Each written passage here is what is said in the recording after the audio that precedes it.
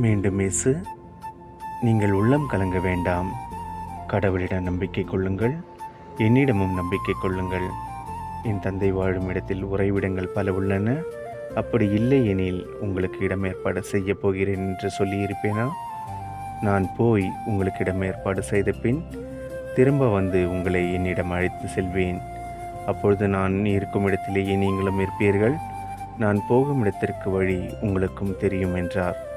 தோமா அவரிடம், ஆண்டவரே, நீர் எங்கே போகிறீர் என்று எங்களுக்கு தெரியாது. அப்படி இருக்க நீர் போகும் இடத்திற்கான வழியை நாங்கள் எப்படி தெரிந்து கொள்ள இயலும் என்றார்.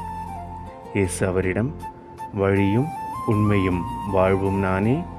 என் வழியாய் அன்றி எவரும் தந்தையிடம் வருவதில்லை என்றார். யோவான் 14 அதிகாரம் 1 முதல் 6 வரை உள்ள இறை வார்த்தைகள்.